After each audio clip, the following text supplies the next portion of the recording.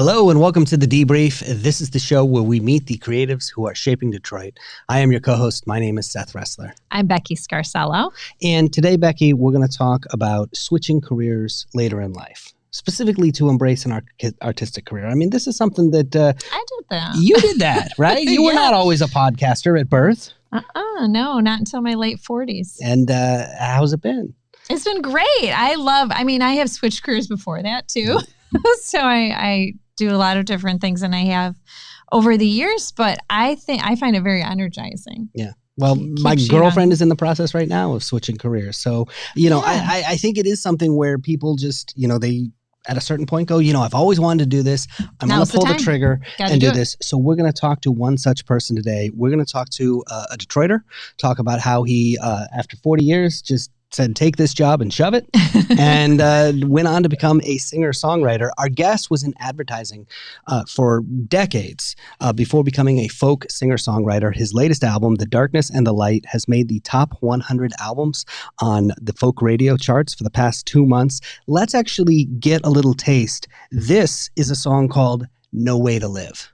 My skin's turned to leather, my eyes have gone dark. Can you look past it all and see deep in my heart? I used to have goals and I used to make plans. Now I sit here hoping someone gives me a hand. Why can't you turn your life around, miss? Why can't you turn your life around? It's no way to live and there's nothing to give. Why can't you turn your life around? That is Mike Ward. We have him on the show. Mike, welcome. Hi, how are you? Good.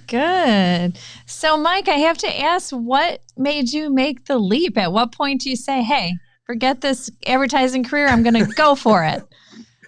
Well, it happened a few years before I actually left. I had, I kind of formulated a plan. My kids actually kind of gave me a bump. I had a bunch of home demos and recordings that I had done as a hobby. I wasn't really, I was just sort of in and out of it. I had a career, I had a family, and music was a hobby. But I had these demos, and my kids, for my birthday when I turned 60, they found an independent distributor. So they put it on iTunes and Spotify, and I had an album. And so it was like, wow, this was kind of fun. And then I got some good response here and there. And I thought, well, I just got to do this now. There's no turning it off now. I just got to go for it. And so at that point, I was still working, but I set a plan, that, okay, I got to start going to open mics. I got to start learning. I got to start introducing myself to the community. And that was an important aspect of it, so that when I did leave in 2017, I left on my own and I just said bye, and I haven't looked back. I've just been doing music ever since. Good for you. And what's been your goal with it? Like, what would you like to achieve with your music career? I think for me, it's because I'm starting late. I look at it. My hope is to, I guess, have my songs recognized by other songwriters or independent sources that would verify that, yeah, that guy's a good songwriter. He's a good songwriter. He's a good performer. I will say it was a huge, huge moment to be in the car and hear Rob Reinhardt introduce No Way to Live on Essential Music. And he played it twice, a couple different times, different weeks. And that was like, to get texts from a friend or a note up on Facebook from, hey, I'm listening to Mike Ward on WDET right now.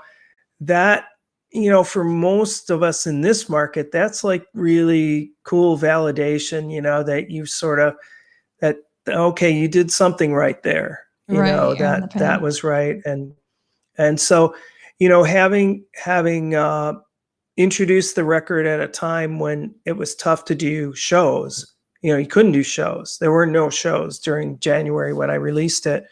I had to depend on that, kind of getting it out to stations, getting it out to folk DJs all around the world, and getting it to press people, and, writing notes to writers, writing, sending it to people who do reviews and saying, well, you review this and then I can put that up. And, it leads to a few more sales here and there. But I'll be honest with you, sales aren't really part of the equation as far as, because you don't recoup the money that you put into the recording and all that. It's really, you just want people to appreciate it. You want people to listen, and I'll give it away. If they're going to listen, I'll give it away. I'll play, I do like to get paid when I play, not to say that, yes. but as far as, putting it out there on Spotify, I don't worry about, cause everybody knows that Spotify pays like, a penny, 0.0000 part of a penny, for a play. You have 15,000 plays before you get, I think, a nickel or something, but that's all right. You want people to listen to it and appreciate it.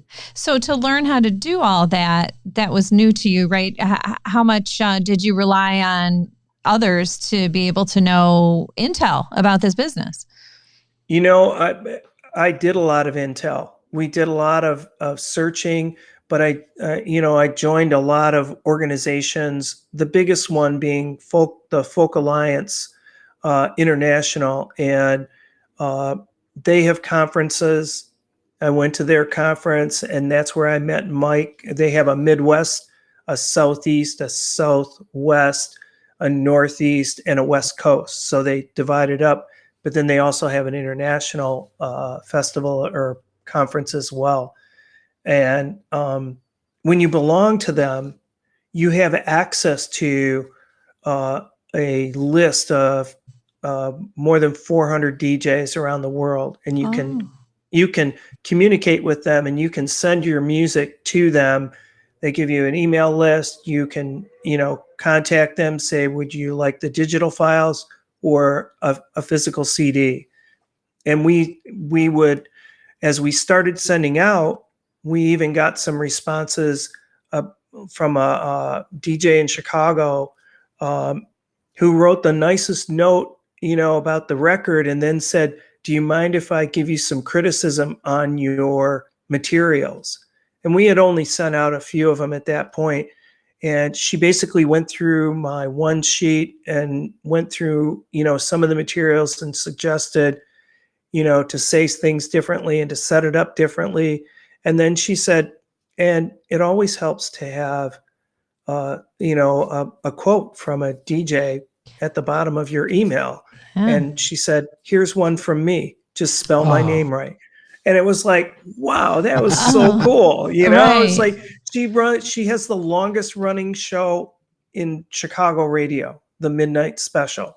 Wow. And she took the time to do that. And I've experienced that kind of sort of notes and, just responses from people. And, but we've done a lot of YouTube watching. We've done a lot of, watching of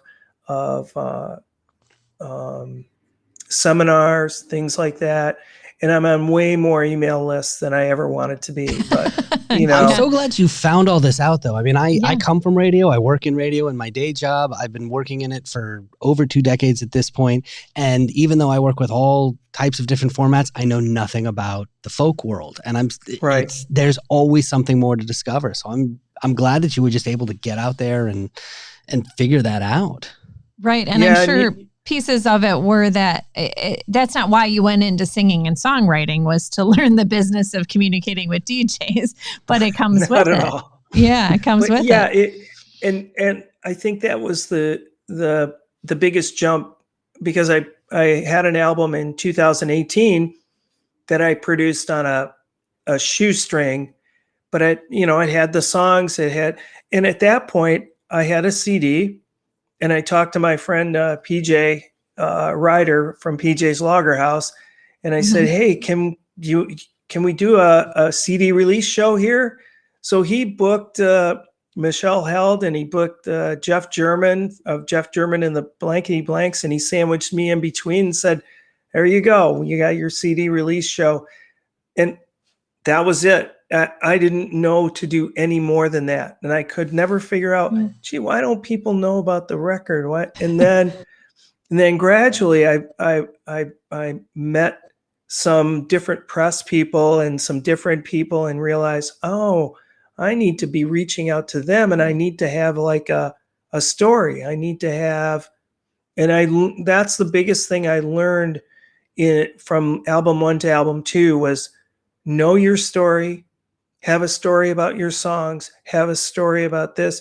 Now since the first album to this album, video has become a much bigger part.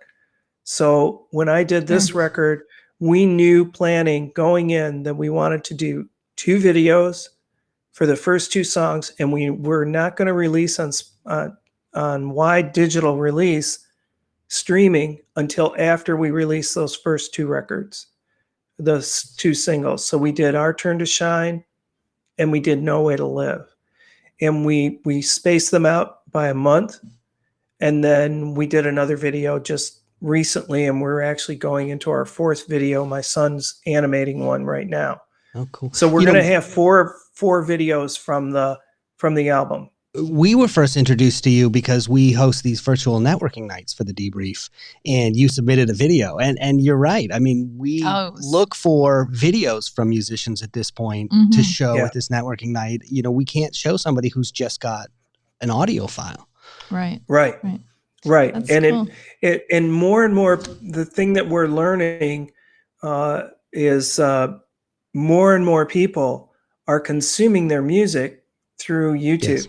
Yes. And John Bomarito is he was a DJ in Ann Arbor, at 107.1 Ann Arbor, and he is now hosting a podcast in Ypsilanti, I think. But every week he has a acoustic alternatives show, and he does a playlist, and it's all on YouTube.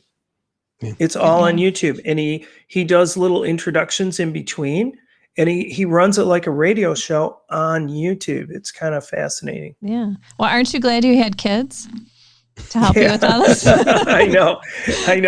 And my daughter's learning guitar, so she's going to be on the next record. I'm going to have her. I don't know if she'll play, but I want to have her sing on it because that's beautiful.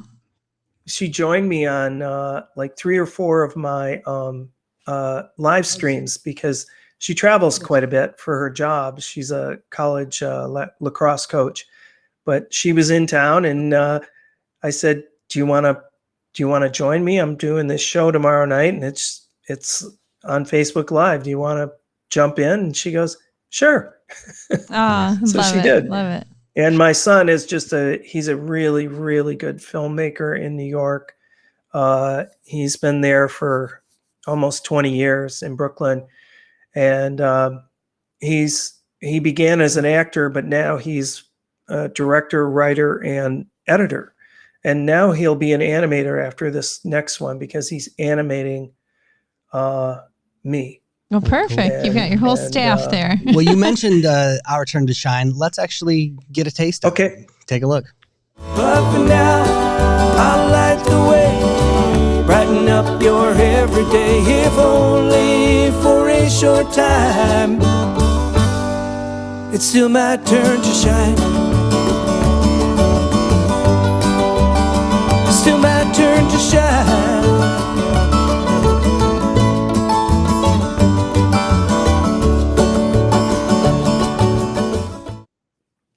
That's beautiful. So I'd like to wrap this up by asking, you've learned a lot. What advice do you have to other people, especially looking to launch an artistic career later in life? My biggest advice would be to research like crazy, and know what you want to achieve. At least have an idea of the direction you want to go. You may not know how high you can get, but at least if you research and figure out the path, and you figure out who you need to get to, who you need to talk to. When we began coming downtown, we moved downtown 5 years ago, and we just basically got ourselves absorbed into the music community here. We ran 2 different open mics so that we were going to open mics so that we could meet other people to invite them to ours.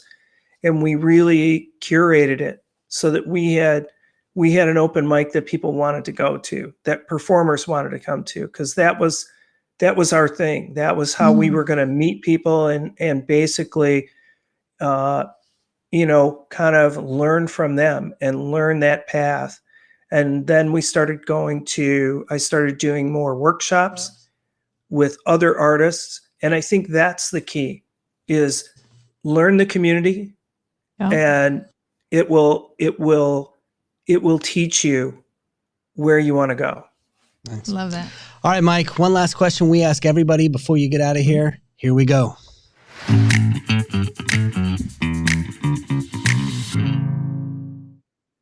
Mike Ward, Detroit singer-songwriter. Please name a Detroit creative everybody should know about.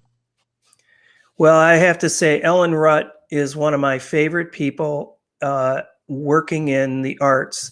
I met her when she was a graphic designer coming out of the University of Michigan, where I went. And she began working at the same agency I was at Donor.